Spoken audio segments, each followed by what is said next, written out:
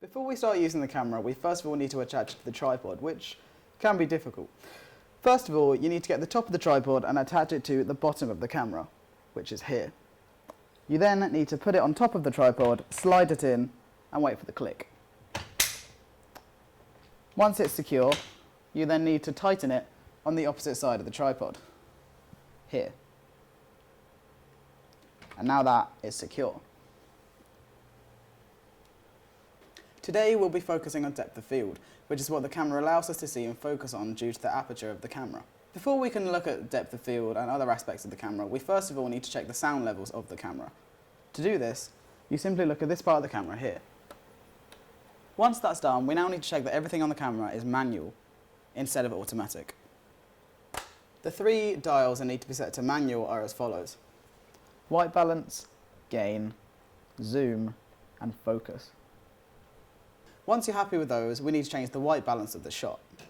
On the front of the camera, there is a button in front of the lens that says AWB. This is the button to change your white balance. To change the white balance, simply hold the button for a few seconds and wait for the screen to go black.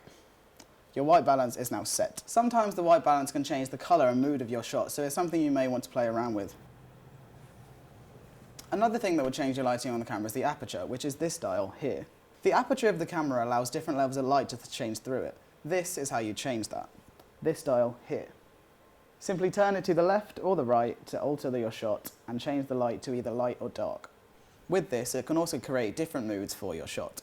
The zoom dial is located here.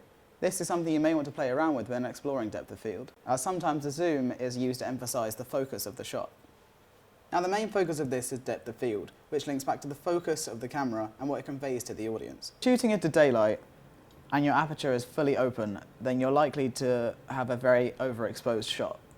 One way to combat this is to use the ND filters. At the moment the ND filter is off, which means the shot is very overexposed. If you turn it up one, it's slightly less overexposed, but still fairly overexposed. If you keep putting the filters up, it will eventually get darker and darker. That's the very last level. Think of it as if you're wearing sunglasses and looking outside, because this will be the way to visualize how your eyes would see it rather than how the camera sees it. Take this shot, for example. The camera is currently focusing on the lamp, which is the foreground of the shot.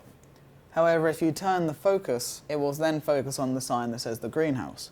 And this is what we refer to as the focus pull. The focus at the start of the shot is the lamp, and throughout the shot, it slowly changes to the greenhouse. And we now know that this is what we want the audience to focus on.